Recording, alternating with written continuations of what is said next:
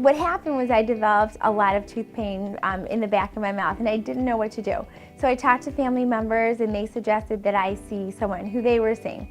So I ended up going to see a dentist, and the first consultation seemed okay, and I was told to come back within 2 days and they would take care of the issue, and they gave me antibiotics to start. And I had a severe infection, and I thought it was just going to be something that was routine and was going to just be able to get recovery fast. And what happened was I went to see this person who claimed to be a specialist, and was told right away that the tooth that had the infection needed to be extracted, which was a big surprise because I wasn't quite prepared that I would need an extraction. And then also he said, don't worry, we'll put in a mini implant. And mini implants are the best thing right now in the market. It's going to be inexpensive, it's going to be very fast, and don't worry, we can take out a line of credit for you if you don't have the money. And what happened is that he gave me a quote, and I was just surprised with the quote. It was multiple thousands of dollars. It was well over $10,000, and he claimed, don't worry, we'll do the extraction, we can put the mini implant in, we'll just quickly take out a line of credit. So he went on his computer, took out the line of credit, and maxed me out right away with the line of credit. And so I was in so much pain that I just said, do whatever you need to do, kind of really being naive. Now looking back and having the knowledge that I have now I know how important it is to be knowledgeable and really question what the dentist is doing so that I could be aware and have multiple options. But I chose not to ask any questions because I really believed that this person was doing the best thing for me. And what ended up happening is that the tooth was extracted, a mini implant was put in, I felt better, and then I realized a couple weeks later that I was not able to clean around the area, that the infection had subsided, but I was beginning to have a foul taste in my mouth. My gums didn't seem healthy around the mini implant, and this happened quite fast. I ignored it. I just thought, oh, it's part of the process, the healing process. I went back in, he did a check.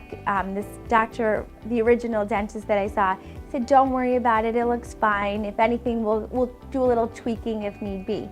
Well, what happened a few months later was a raging infection, a huge abscess, and it was due to the fact that I wasn't able to clean around the mini implant. And what happened was that I was losing bone tissue from the infection, and I developed a huge abscess the size of almost like a grapefruit on the side of my mouth. I was in desperate and dire need to see a specialist, someone that knew what they were doing. I did not have any trust. I actually lost trust in the dentist that I chose to go to initially because I was just met with, it's okay, don't worry, we can take care of it, but was really never given the care that I wanted or deserved. So I was given the recommendation to come to see Dr. Farber, didn't know who he was, didn't even know there was a difference between a mini implant and a standard implant. And immediately when I came to see Dr. Farber, I was met with a ton of knowledge. He told me exactly what was going on. He showed me the difference between a mini, and he showed me what the standard looks like, and then went over the pros and cons of both. And the big difference is that there really is, the cost difference is not that advantageous going with the minis.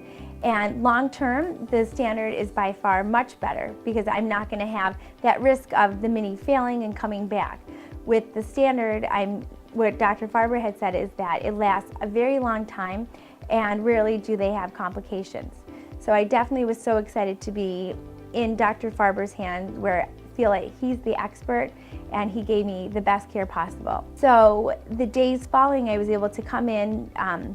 Dr. Farber took the mini implant out.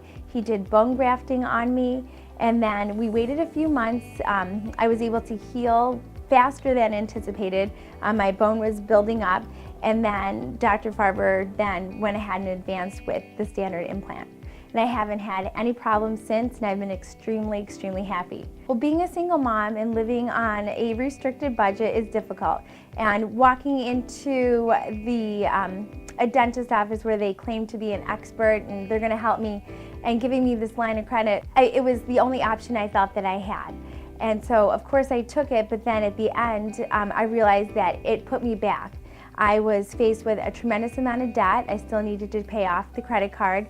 And not only that, due to the infection, I had to take a lot of time off of work, and I had a lot of suffering due to the infection. And one of the big things that I know now is that knowledge is definitely power, and knowing the big differences between a standard and a mini implant.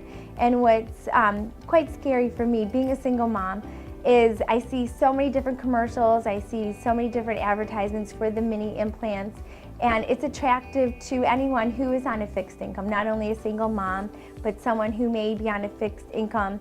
And the big highlights of minis that they claim are that it's less time and it's less money.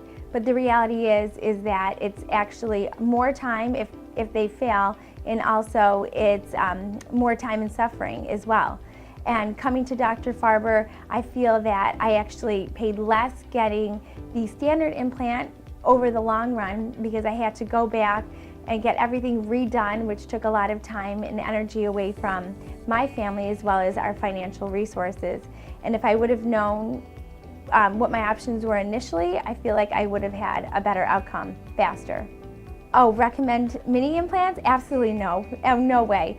You know, and I've had lots of people tell me that they're going to get a mini implant, and I actually stop them and say, no. Do you know anything about mini implants? And most people don't really know the difference between mini implants or a standard implant. And it's crazy because there's so much advertising going on right now about mini implants, and it's very appealing if you don't know the information or the knowledge behind minis versus the standard implant. So it's almost like a little teaser.